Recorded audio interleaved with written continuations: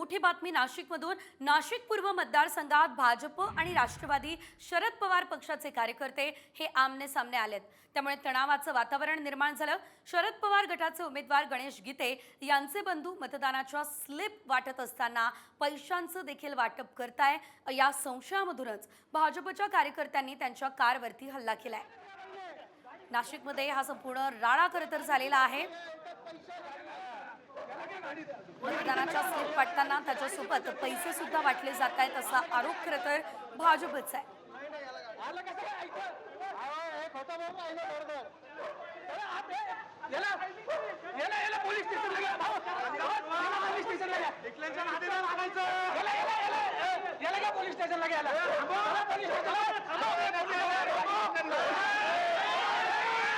अधिकची अपडेट या संदर्भात घेऊयात। आमचे प्रतिनिधी अभिजित सोनावणे हे आपल्यासोबत फोनलाईन वरून जोडले गेलेले आहेत।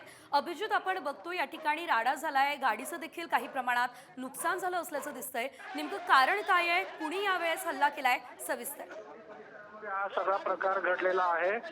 गणेश गीते यांचे बंधू जे राष्ट्रवादीच्या शरद पवार गटाचे उमेदवार आहेत, त्यांचे बंधू जे आहेत ते स्लिपा वाटत होते पंचवटी परिसरात। मात्र भाजपच्या काही कार्यकर्त्यांनी या सगळ्या प्रकाराला आक्षेप घेतला।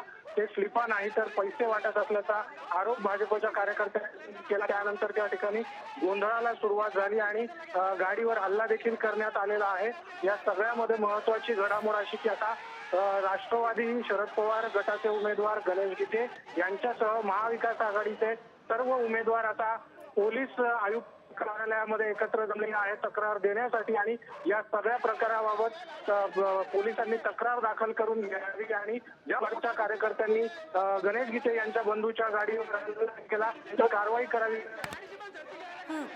निश्चितच धन्यवाद अभिजित। केलेली आहे देखील सगळ्या हल्ल्या प्रकरणाची माहिती। निश्चितच अभिजित, धन्यवाद दिलेल्या या सर्व सविस्तर अपडेटसाठी। पोलीस स्टेशनला गेला